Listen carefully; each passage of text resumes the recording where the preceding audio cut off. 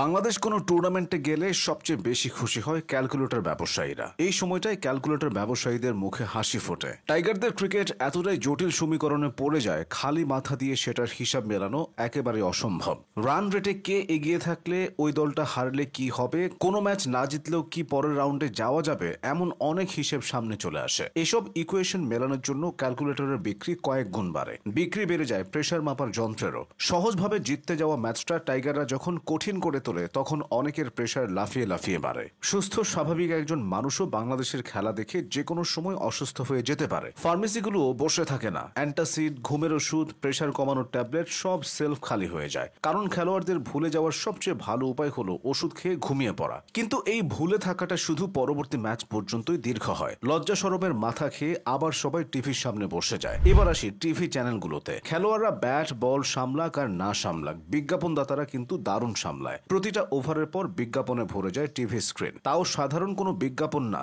বিভিন্ন ফ্লেভারের প্রোটেকশনের বিজ্ঞাপন। আর পরিবার, বিশেষ করে যদি বাবার সঙ্গে বসে খেলা দেখেন আর এই বিজ্ঞাপন চলে আসে, তাহলে ছাদের দিকে তাকিয়ে থাকা ছাড়া কোনো উপায় থাকে না। ফেরা যাক ব্যবসা প্রসঙ্গে। বাংলাদেশের খেলায় আরেক ধরনের ব্যবসায়ীদেরও লাভ আছে। তাদের কোনো কিছু বিক্রি করতে হয় না, শুধু ফোন থেকে বিভিন্ন অ্যাপস বা সাইটে ঢুকতে হয়। অল্প বিনিয়োগে আয়ের সবচেয়ে সহজ উপায় এটা। আর এই ব্যবসায় কোনো রিস্কও নেই, কারণ বাংলাদেশের সাথে যাদের ম্যাচ তাদের পক্ষে থাকলেই পকেট ভারী হয়ে যায়। আপনি যে ব্যবসার কথা ভাবছেন সে ব্যবসার কথাই বলছে। এদিকে বাংলাদেশের টানা ব্যর্থতায় দর্শকরা যখন হতাশ, তখন টিম ম্যানেজমেন্ট নতুন একটা উপায় অবলম্বন করতে পারে। ছাত্রদলকে ফলো করে তারা সকল টুর্নামেন্ট থেকে ছিটকে পড়ার আগে আগে বয়কটের ডাক দিতে পারে। ছাত্রদল যেমন বয়কটের জন্য ভোট ইঞ্জিনিয়ারিং এর কথা বলে, বাংলাদেশ তেমন ম্যাচ ইঞ্জিনিয়ারিং এর কথা বলতে পারে। অজুহাত হিসেবে আম্পায়ারদের অবহেলা, প্রতিপক্ষ দলের বেশি ভালো খেলা, এসব তো থাকবেই। কিন্তু বাংলাদেশ সেটা করছে না, অর্থাৎ ছাত্রদলের শিক্ষাটা তারা নিচ্ছে না। ছাত্রদলকে অবহেলা করে কেউ ফলো না করলেও তারা কিন্তু ঠিকই আফগানিস্তান ক্রিকেট টিমকে ফলো করে। আফগানিস্তানের রশিদ খানের বয়স মাত্র 26,